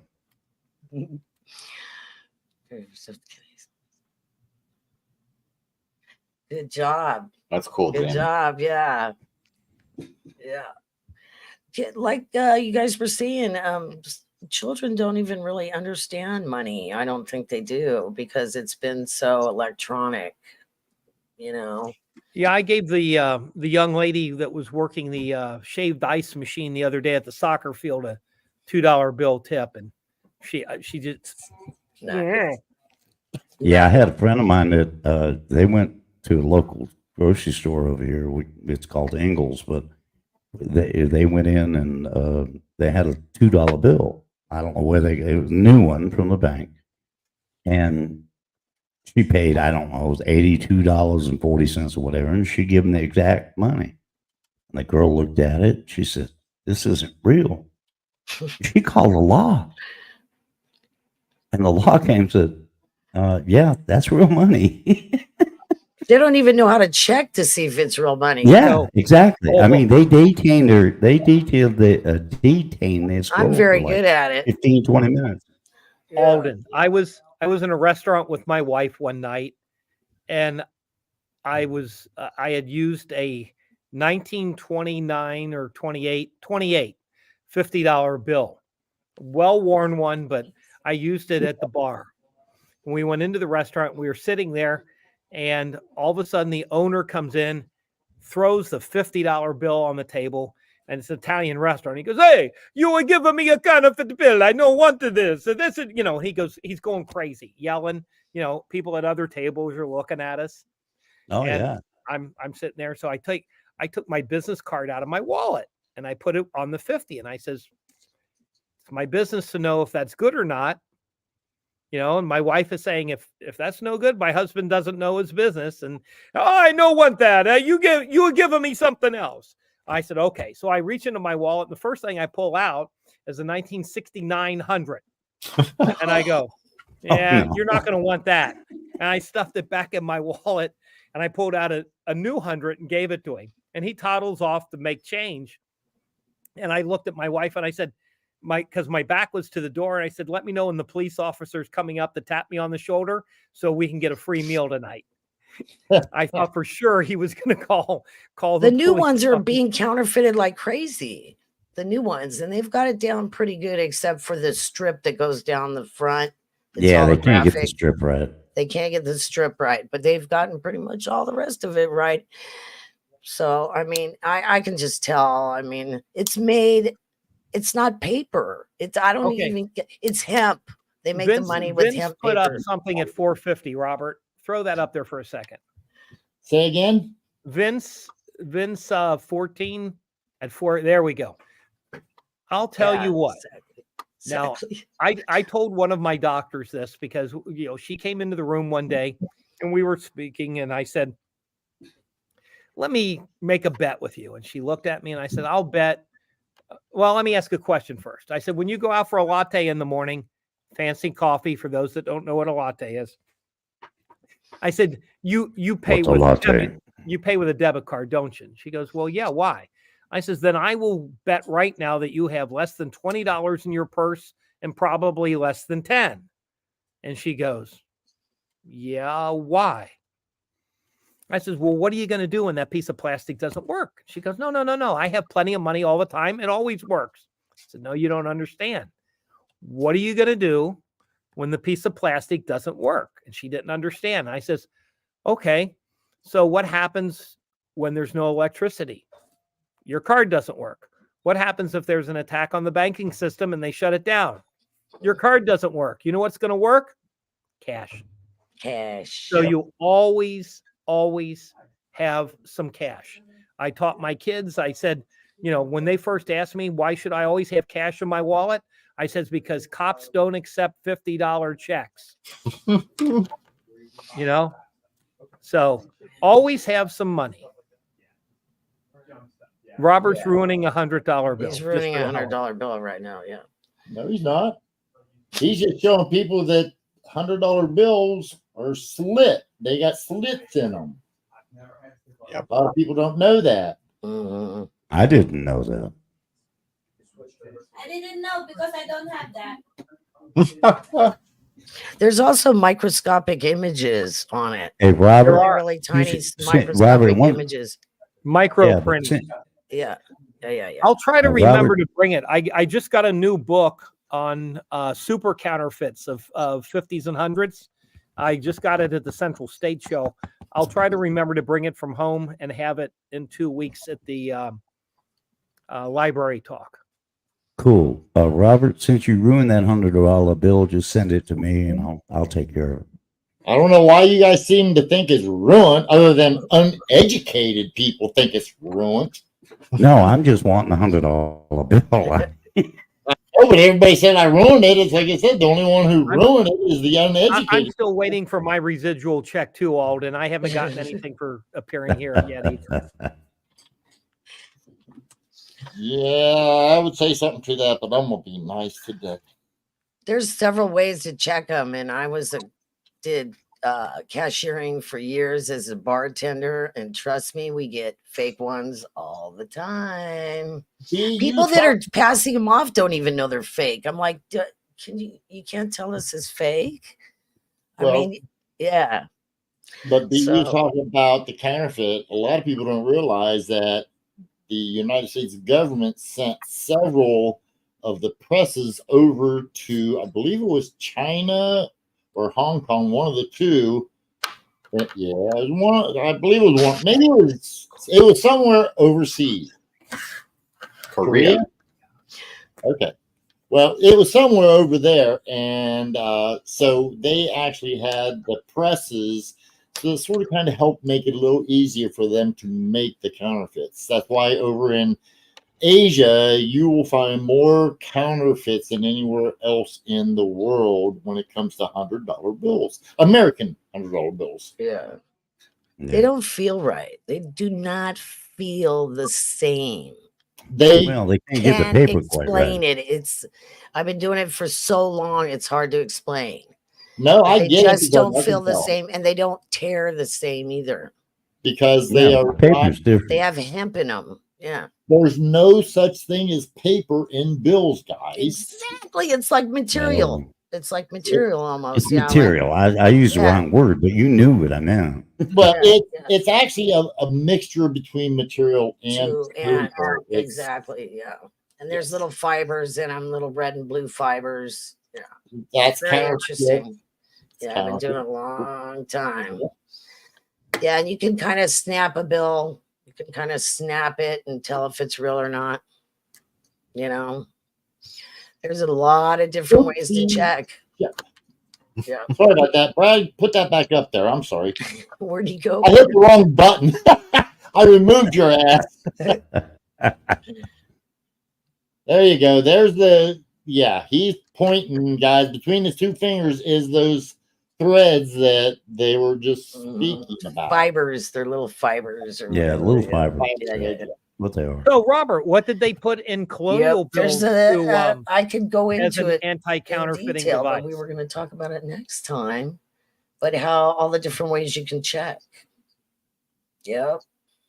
Because they counterfeit all of them. They even cut the corners off of 4 different bills and tape it to one.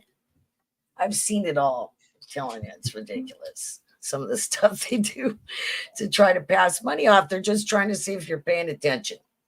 Okay, That's listen, what they're guys. doing. It is 2 minutes till, so we're going to be ending the stream in a couple minutes. You got 2 minutes left, so if you got a question, give it out now. Brad, I missed your question. I am sorry. I never heard what you had to. What did they put in colonial currency for Brad's anti-counterfeiting? buffering. What did they put in colonial currency? What? And then Alden's gone. As, He as an disappeared. anti-counterfeiting device? Instead of In the red and colon- blue silk fibers, what did they put in some of the colonial bills? All right. I'm not much into currency, so I do not know. Sorry. Mica. Who's that? Mica. Mike, Okay, what happened to Alden? Oh, and then the hell everybody's leaving us. Must Nope. be something. Robert, you're the one that did it. I ain't touching shit, so I have no idea. I ain't touching nothing. I'm not joking. I haven't touched a thing. The internet went out someplace then. It could be because we lost 2 of them. Blue's out west and Alden's down south. So I don't know. But either way, guys, it's about a minute till. Okay, let's take it. I guess we're gonna wrap this up. Thank you everybody for joining us. I'm gonna get Joe, I'll throw it to you first then, my friend. There you go. Go right on ahead. thank you, Robert. Thank you, Blue Moon and Brad, all you guys for the talk today. Good stuff. Thank you guys for all being in here. Good talk today. You guys have a great weekend. We'll see everybody next Thursday. Bye-bye. Okay, Thanks. Brad, do you want to go ahead and give us yours? Thanks, everybody. Appreciate you being here. Had a good time again. Think of great questions for next week, and peace out. Okay, everybody. Thank you all very much for joining us today. We appreciate it. Don't forget tomorrow, even though Joe Jordan's a little bashful, a little bit shy, tomorrow at 3 o'clock p.m. or I'm sorry, 2 o'clock Central Time. He's going to be having a auction on his site, Joe Durbin. Let's see, Freakin' or Joe Durbin or somebody, if you're out there, throw that link up. I'd appreciate it very much. And then tomorrow at 7 o'clock Eastern Standard Time, we will be having a sale right here on YouTube CoinUp. So, guys, thank you so much for joining us. We love you. Appreciate everything. Take care. Have a wonderful, wonderful day. And if you happen to be looking at coins between now and then, happy hunting. Good night, all.